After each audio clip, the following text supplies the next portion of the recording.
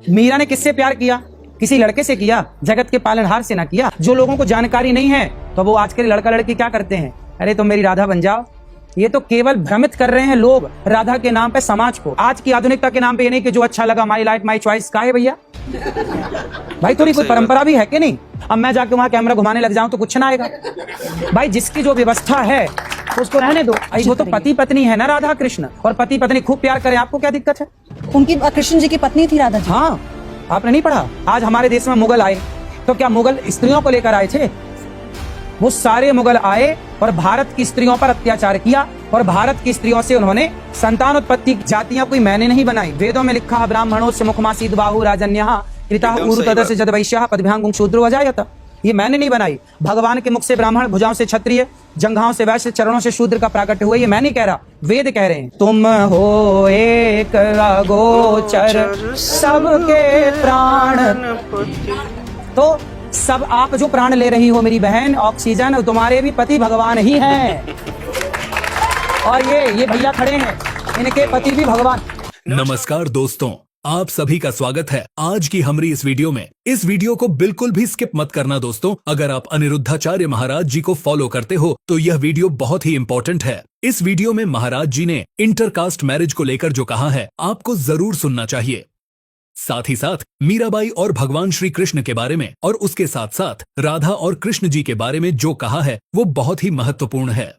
Anchor भी क्षण हो गई महाराज जी की बात सुन के, तो देखिए किस तरीके से ये डिबेट गर्म हो गई। बाद में हम लोग इस पे चर्चा करते हैं। हमारे यहाँ तो यही परंपरा बनी, जितने यहाँ बुजुर्ग लोग हैं वो सब ये जानते हैं कि हमारे यहाँ विवाह तो पानी पियो छान के, विवाह करो जान के।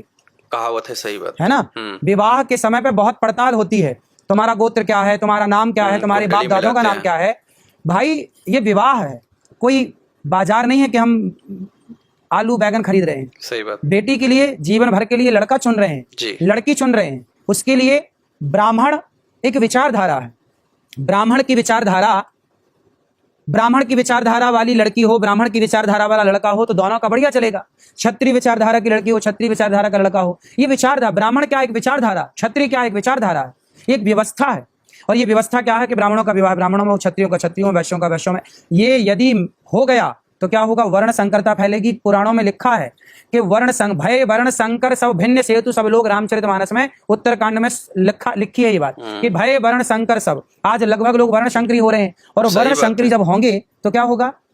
पितर तुम्हारे पानी नहीं लेंगे तुमसे। श्राद्ध करने का अधिकारी वो बालक नहीं होता जो वर्ण संकरी होता है। तो जो परंपरा है उन्हें फॉलो करना है। आज की आधुनिकता के नाम पे ये नहीं कि जो अच्छा लगा, माई लाइफ माई चॉइस का है भैया। भाई थोड़ी कोई परंपरा भी है कि नहीं? यदि सारी चीजें माई लाइफ माई चॉइस में आ जाएंगी तो फिर परंपराओं का, संस्कारों का क्या होगा? तो वो चीजें भी तो आपको ही बचा के चलनी। सुनो, गुलाब होता है, यदि व्हाइट कलर के गुलाब को रेड कलर के गुलाब से मिक्स किया जाए, दोनों की कलम जोड़ी जाए, तो उससे जो गुलाब होगा ना वो तीसरे कलर का होगा। ये बात आप मानते हैं? उसी तरह कि ब्राह्मण और क्षत्रिय से दोनों के मिलन से जो संतान होगी वो तीसरी कहलाएगी ना, वो ब्राह्मण ना क्षत्रिय, वो वर्ण संकरी है। इस वर्ण संकरता से बचना है। देखिए गुरुजी ने इंटरकास्ट मैरिज का कितना अच्छा व्याख्यान किया है। अब देखें गुरुजी मुगलों के बारे में क्या विचार रख रहे हैं, ध्यान से सुनिए। आज हमारे देश में मुगल आए तो क्या मुगल स्त्रियों को लेकर आए थे? वो सारे मुगल आए और भारत की स्त्रियों पर अत्याचार किया, और भारत की स्त्रियों से उन्होंने संतान उत्पत्ति की, और फिर उनकी संतान आज जितनी है लगभग ये सारी वर्ण संकरी हैं। वो आज भारी है, वो परेशान कर रहे हैं पूरे देश में। दंगा और फसाद की स्थितियां उत्पन्न होती है कई बार। महाराज जी, आपने कहा कि आप समाज को तोड़ते हैं, ये आरोप आप पे लग गया। अगर सनातनी इकट्ठा है तो फिर आपके शब्दों से तो भी ऐसा लग रहा है कि आप जो है वर्णों में, जातियों में उसे बांट रहे हैं। जातियां कोई मैंने नहीं बनाई, वेदों में लिखा ब्राह्मणों से मुखमासीद बाहु राजन्यः कृता ऊरु तदस्य जद वैश्यः पदभ्यां शूद्रो अजायत। ये मैंने नहीं बनाई। भगवान के मुख से ब्राह्मण, भुजाओं से क्षत्रिय, जंघाओं से वैश्य, चरणों से शूद्र का प्राकट्य हुआ। ये मैं नहीं कह रहा, वेद कह रहे हैं। तो जब व्यवस्था बनी है तो उस व्यवस्था को फॉलो की जाए ना। आप देखो वहां खड़े हैं, मैं यहाँ बैठा हूँ, ये व्यवस्था है। ये कैमरे वाले भैया वहां खड़े हैं, ये व्यवस्था। अब मैं जाके वहां कैमरा घुमाने लग जाऊं तो कुछ ना आएगा। भाई जिसकी जो व्यवस्था है उसको रहने दो। ये ब्राह्मण की व्यवस्था है, क्षत्रिय की व्यवस्था है, वैश्य की व्यवस्था है, शूद्र की व्यवस्था है। आप फिर राधा और कृष्ण के प्रेम तो होना ही चाहिए। राधा कृष्ण तो पति पत्नी है ना। गोपियों का उनके प्रति समर्पण पत्नी है ना आप राधा कैसे कृष्ण, और परिभाषित पति पत्नी खूब करेंगे? प्यार करें, आपको क्या दिक्कत है? उनकी कृष्ण जी की पत्नी थी राधा जी। हाँ, आपने नहीं पढ़ा? बताइए, तो आपने नहीं रुक्मणी पढ़ा? कौन थी? हाँ? रुक्मणी कौन थी? रुक्मणी भी पत्नी है, दिक्कत क्या है इसमें? आप बताओ, राधा कौन है? राधा भी लक्ष्मी है। रुक्मणी कौन है? रुक्मणी भी लक्ष्मी है। अब आप कहो कि दो लक्ष्मी, आपके पिताजी आपको लक्ष्मी बोलते हैं, मेरी नहीं, तो बेटी मेरी राधा जी लक्ष्मी से है। विवाह का उल्लेख कहीं आया है क्या? मुझे तो ज्ञात नहीं है, मैं इसलिए पूछ गर्ग रही हूँ। संहिता ले आइए, खरीद के पढ़िए। गर्ग संहिता ले आइएगा, उसमें राधा जी का कृष्ण से विवाह हुआ है। ब्रह्म वैवर्त पुराण खरीद के ले आइएगा, उसमें राधा कृष्ण के विवाह का वर्णन हुआ है। वृंदावन आइएगा, भांडीर बट मैं आपको ले चलूंगा, आज भी वो स्थान है जहां ब्रह्मा जी ने राधा जी के साथ श्री कृष्ण का विवाह कराया है। जो लोगों को जानकारी नहीं है तो वो आज के लड़का लड़की क्या करते हैं, अरे तुम मेरी राधा बन जाओ। ये तो केवल भ्रमित कर रहे हैं लोग बात है, राधा फैक्ट। के नाम पे समाज को। राधा कृष्ण तो सदा से पति पत्नी है। राधा कौन है? साक्षात महालक्ष्मी तो है। फिर तो फिर बताइए आप दो नहीं, मुझे इस 16,108 परिप्रेक्ष्य में कि मैं कृष्ण उनकी की बात दो बता रही हूँ पत्नियां- जिनकी हम बात कर रहे हैं। वो तो गोपियां भी हैं, उनके प्रति प्रेम में जो उनका समर्पण था, पत्नियां वो भी हैं, हमने लिखित में देखा। 16,108। इससे मैं वाकिफ हूँ जो आप कह रहे हैं, मैं इससे वाकिफ हूँ जो आप कह रहे हैं, लेकिन मेरा इसमें ये जानना है कि आज के परिप्रेक्ष्य में आप इसे सही ठहराएंगे किसको?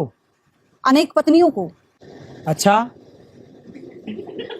पति का मतलब जानते हैं क्या होता है? बताइए पति का मतलब। आप ही बता दीजिए, आप ही सब ज्ञानवर्धन कर रहे हैं तो मैं चाहती हमारे यहाँ पति होता है राष्ट्रपति। हमारे यहाँ एक पति होता है सेनापति। मौज ले पहले हर ली। राजा के पास एक पति था, सेनापति। अब सेनापति था महाराज जी तो हैं। सबके पति पार रक्षणे धातु से पति बनता है। जो रक्षा करे उसे पति कहते हैं। और आप एक आरती गाते गाओ मेरे संग, तुम हो एक अगोचर सबके प्राण। पति।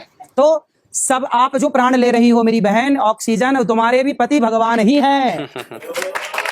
और ये भैया खड़े हैं, इनके पति भी भगवान। हम सब प्राण ले रहे हैं, ऑक्सीजन ले रहे हैं ना, तो लिखा ना तुम हो एक अगोचर सबके प्राण।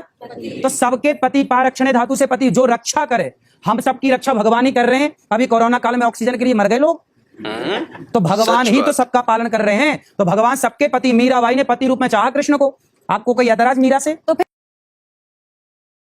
पहले मेरी तो फिर प्रश्न का पत्नी उत्तर का दो उल्लेख जी, भी कर कि दीजिए। मीरा ने कृष्ण को पति रूप में चाहा। नहीं, कोई ऐतराज नहीं, कोई वो उनकी ऐसे भक्ति ही है, उनका समर्पण है। सतयुग कृष्ण के प्रति। त्रेता द्वापर, सतयुग त्रेता द्वापर की जितनी स्त्रियां मीरा जैसी होती हैं, जो कृष्ण को पति रूप में चाहती हैं, वो सारी नारियों को भगवान द्वापर में इकट्ठा करते हैं। सबके लिए अलग अलग तो आ नहीं सकते ना, तो सबको नहीं, इकट्ठा तो करते फिर हैं और आचार्य भगवान जी, आते आचार्य हैं जी, और सबके मेरा ये सवाल पति सुन के के रूप, फिर पत्नी के रूप में आज के स्वीकार करके परिप्रेक्ष्य में, सबका आज मन। के परिप्रेक्ष्य में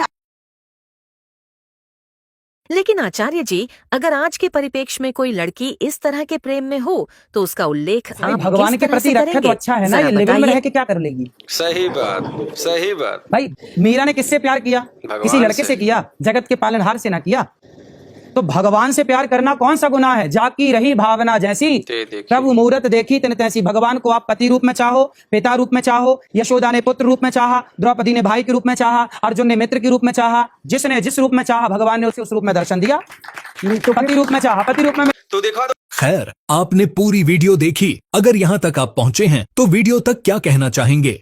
महाराज जी की बातों से आप सहमत हैं या फिर असहमत हैं? अपनी प्रतिक्रिया, अपनी राय हमें कमेंट सेक्शन में जरूर बताएं। और हमें अभी तक फॉलो नहीं किया है तो फॉलो जरूर करें। ऐसी वीडियो देखने के लिए, वीडियो को आखिर तक देखने के लिए धन्यवाद दोस्तों।